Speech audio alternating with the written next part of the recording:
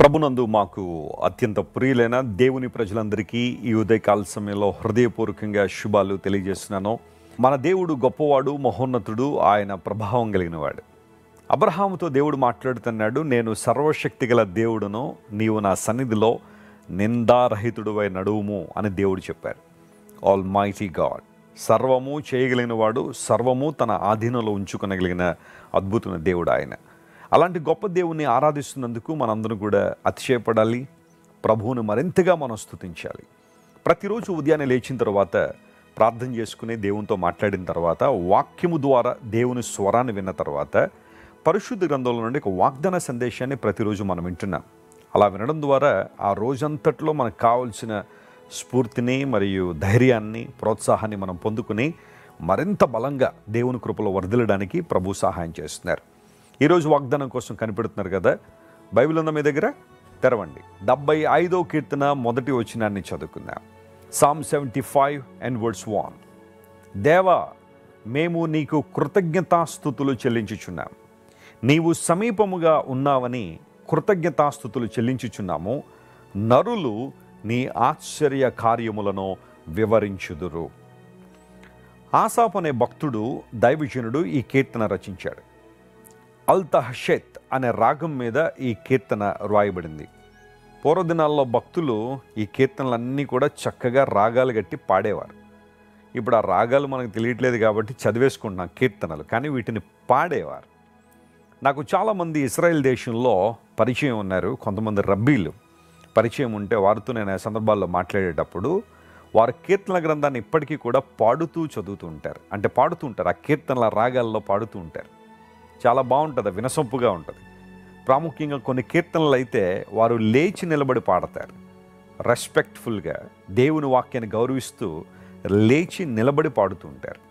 సరే, 75 కీర్తన దగ్గరికి వచ్చేసరికి ఆసాపు అనే దైవజనుడు అంటున్నాడు, దేవా, మేము నీకు కృతజ్ఞతాస్తుతులు చెల్లించుచున్నాము.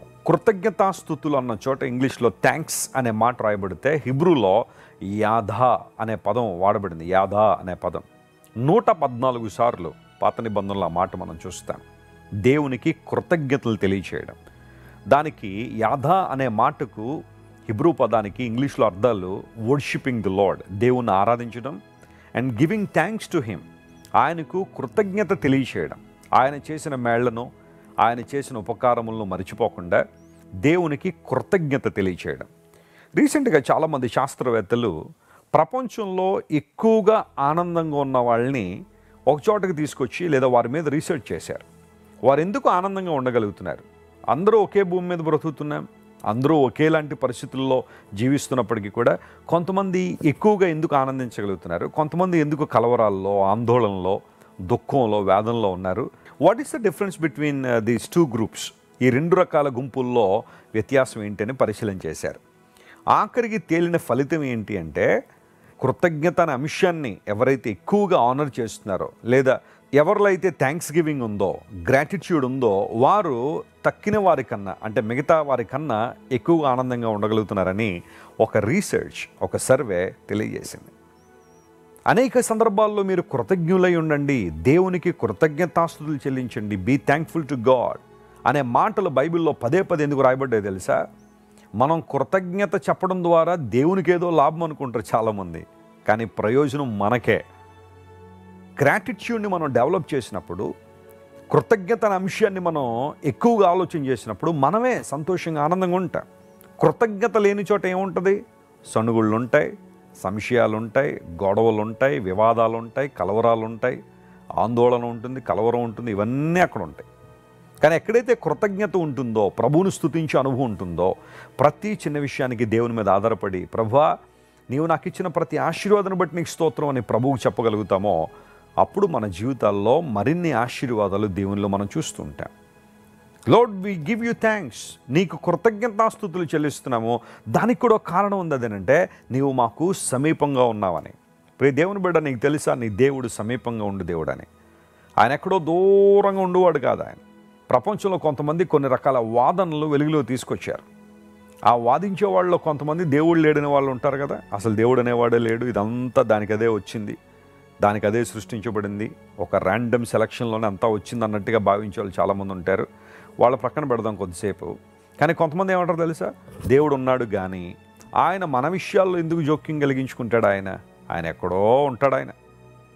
ఆయన తన పనుల్లో బిజీగా ఉంటాడు. ఆయన మనందరి విషయాల్లో జోక్యం కలిగించుకోవడానికి ఆయనకి అంత టైం లేదన్నట్టుగా భావించే వాళ్ళు కొంతమంది ఉన్నారు.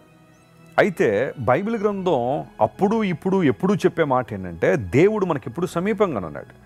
God can intervene into a situation at any time.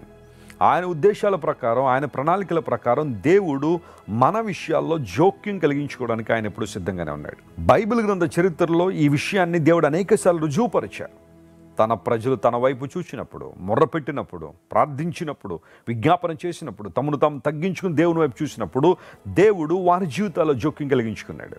నీవు మాకు సమీపంగా ఉన్నావు కనుక నీకు కృతజ్ఞతాస్తులు చెల్లిస్తున్నాను. ప్రియ దేవుని బిడ్డ, ఈరోజు ఒంటరితనంతో కుమిలిపోతున్నావా?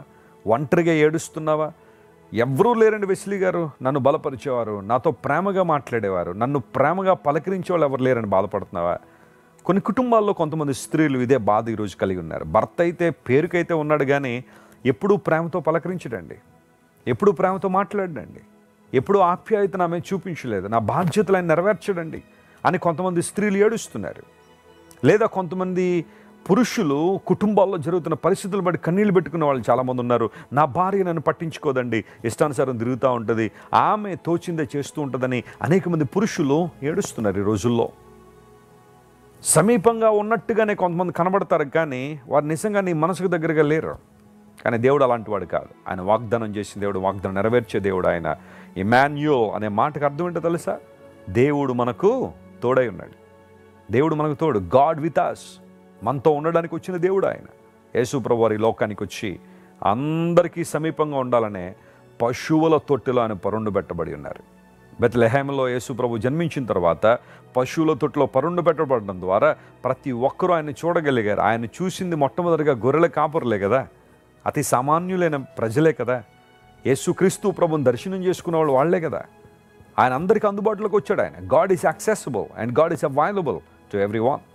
నీ కులాన్ని బట్టో, నీ మతాన్ని బట్టో, నీ జాతిని బట్టో దూరం పెట్టువాడు కాదు ఆయన, నీకు దగ్గరగా వచ్చాడు ఆయన.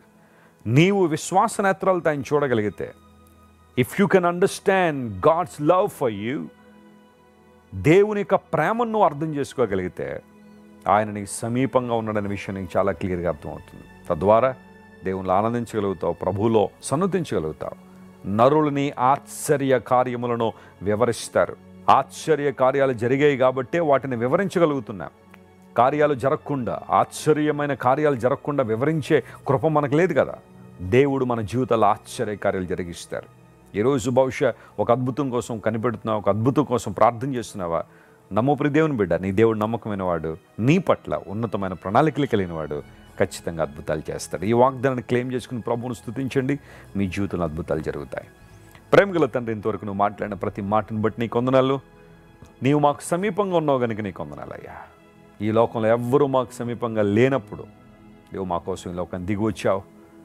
తద్వారా నీ ప్రేమను, నీ ఔన్నత్యాన్ని, నీ కృపను మా పట్ల రుజువుపరిచినందుకు నీకు స్తోత్రాలు. ఈ వాగ్దాన సందేశాన్ని వింటున్న మా ప్రియులందరినీ నూతన శక్తితో, బలంతో మీరు ఆవరించండి, అద్భుతాలు చేయండి. ఈ రోజంతట్లో కావలసిన కృపా సమృద్ధిని వారి మీద కుమ్మరించండి. యేసు నామం పేరిట అడిగి వేడుకొనిచున్నాం తండ్రి, ఆమేన్. God bless you dear friends. దేవుడు మిమ్మల్ని దీవించి ఆశీర్వదించి బలపరచును గాక.